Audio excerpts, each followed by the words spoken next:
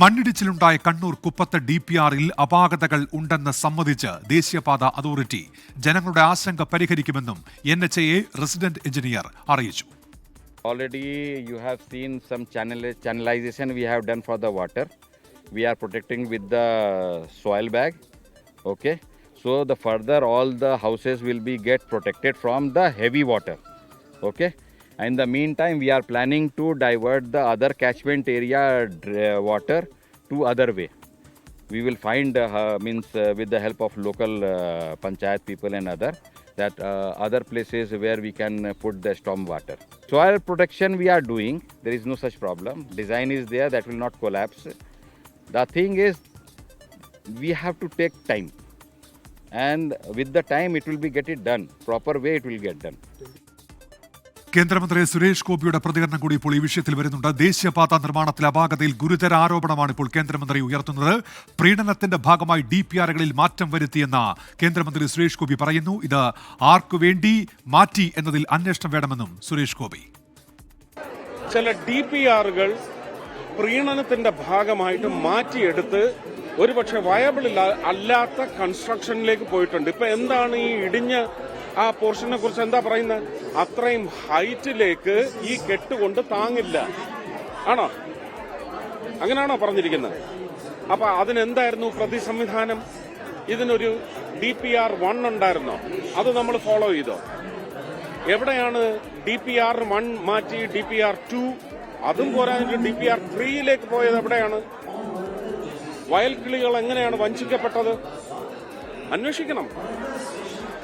ഒരു original DPR ഉണ്ടായിരുന്നു, അത് ആർക്ക് വേണ്ടി മാറ്റി? പലയിടങ്ങളിൽ അന്വേഷിക്കും. പ്രശ്നങ്ങൾ പരിഹരിച്ച് മുന്നോട്ടു പോകുമെന്ന് മന്ത്രി PA മുഹമ്മദ് റിയാസ്. സാഹചര്യത്തെ UDF സുവർണാവസരമാക്കി പദ്ധതിയെ പ്രതിസന്ധിയിലാക്കാമെന്ന് കരുതുന്നുണ്ടെങ്കിൽ അത് ജനങ്ങളോടുള്ള വെല്ലുവിളിയാണെന്നും പൊതുമരാമത്ത് വകുപ്പ് മന്ത്രി PA മുഹമ്മദ് റിയാസ് ഫേസ്ബുക്കിൽ കുറിച്ചു. അതിനിടെ പിലാത്രയിൽ DYFIയും മലപ്പുറം കൂരിയാട് യൂത്ത് ലീഗും പ്രതിഷേധിച്ചു. വാർത്തയുടെ വിശദാംശങ്ങളുമായി ഇപ്പോൾ 24 പ്രതിനിധികൾ ചേരുകയാണ്. ആദ്യം സമീർ ബിൻ കരീമിലേക്കാണ്. സമീർ, ഇന്ന് കൂരിയാട് നമ്മൾ വലിയ പ്രതിഷേധം കണ്ടിരുന്നു. കഴിഞ്ഞ ദിവസവും പ്രതിഷേധമുണ്ടായിരുന്നു. യൂത്ത് ലീഗിന്റെ നേതൃത്വത്തിൽ പ്രതിഷേധമുണ്ടാകുന്നു. മറ്റൊന്ന്, ഇന്നലെ അവിടെ എത്തിയ സംഘം റിപ്പോർട്ട് നൽകും എന്നുള്ളതായിരുന്നുവല്ലോ. അതെപ്പോഴുണ്ടാകും? എന്തൊക്കെയാണ് വിവരങ്ങൾ സമീർ?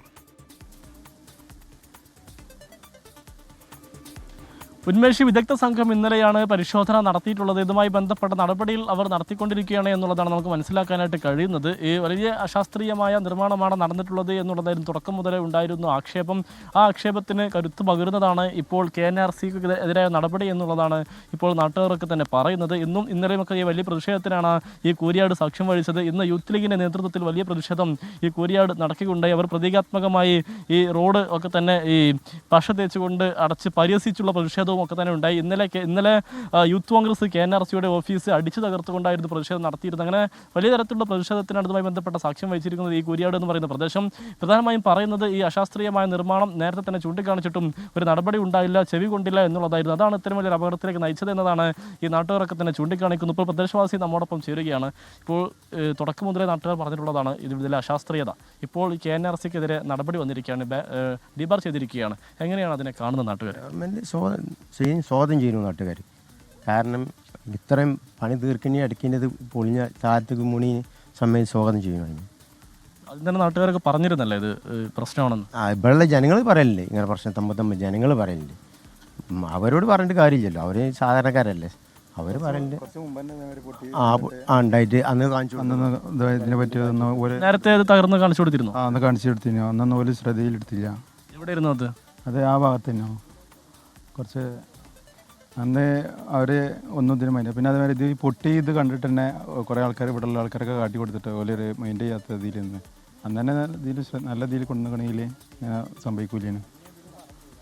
ഉന്മേഷ്, ഈ KNRCക്കെതിരായിട്ടുള്ള നടപടിയെ നാട്ടുകാരൊക്കെ തന്നെ സ്വാഗതം ചെയ്യുകയാണ്. കാരണം നേരത്തെ പരാതി പറഞ്ഞിട്ടും നടപടി എടുക്കാത്തതിൽ കടുത്ത അമർഷം ഈ നാട്ടുകാർക്ക് തന്നെ ഉണ്ടായിരുന്നു. കാരണം ഈ ചിലയിടങ്ങളിലെ ഈ പൊട്ടിയതും അതോടൊപ്പം തന്നെ മറ്റുള്ള പ്രശ്നങ്ങളൊക്കെ തന്നെ നാട്ടുകാർ ശ്രദ്ധയിൽപ്പെടുത്തിയിരുന്നെങ്കിലും ഒരു നടപടി അവരുടെ ഭാഗത്തുനിന്ന് ഉണ്ടായില്ല എന്നുള്ളതാണ്. അപ്പോൾ ദൃശ്യങ്ങളിൽ കാണുന്നത് ഇവിടെ പ്രതിഷേധക്കാർ സ്ഥാപിച്ചിരിക്കുന്ന ഈ ബോർഡാണ്. ഈ മന്ത്രി മുഹമ്മദ് റിയാസിനെ അതോടൊപ്പം തന്നെ കേന്ദ്രമന്ത്രിയൊക്കെ തന്നെ പരിഹസിച്ചുകൊണ്ടുള്ള ബോർഡും കാര്യങ്ങളൊക്കെ തന്നെയാണ് ഇവിടെ സ്ഥാപിച്ചിരിക്കുന്നത്. ഇന്നിപ്പോൾ മഴ വലിയ ശക്തി ഇല്ലാത്തതിനാൽ ഈ നിലവിൽ ഇവിടെ വലിയ പ്രശ്നങ്ങൾ നിലവിലില്ല. പക്ഷേ മഴ കൂടുകയാണെങ്കിൽ ഒരു പക്ഷേ ഈ റോഡ് ഇനിയും തകർന്ന് താഴോട്ട് വീഴുന്നൊരു സാഹചര്യം ഉണ്ടാകുന്നൊരു ആശങ്ക നാട്ടുകാർക്കുണ്ട്. മാത്രമല്ല തലപ്പാറയിലും അമ്മാലിപ്പടിയിലും ഒക്കെ തന്നെ ദേശീയപാതയിൽ വിള്ളൽ കഴിഞ്ഞ ദിവസങ്ങളിലായി കണ്ടെത്തിയതാണ്. അവിടെയും വിശദമായ പരിശോധന ആവശ്യമാണ് എന്നുള്ളതാണ് നാട്ടുകാർ പറയുന്നത്. മാത്രമല്ല ഈ സംസ്ഥാന പാതയുടെ മറ്റുള്ളിടങ്ങളിലേക്കുമൊക്കെ തന്നെ ദേശീയപാതയുടെ മറ്റുള്ളിടങ്ങളിലുമൊക്കെ തന്നെ ശക്തമായ പരിശോധന ആവശ്യമാണെന്ന് ജനങ്ങളുടെ ആശങ്ക അകറ്റണമെന്നുള്ളതാണ് ഇന്ന് നാട്ടുകാരൊക്കെ തന്നെ ആവശ്യപ്പെടുന്നത്. ഉന്മേഷ്.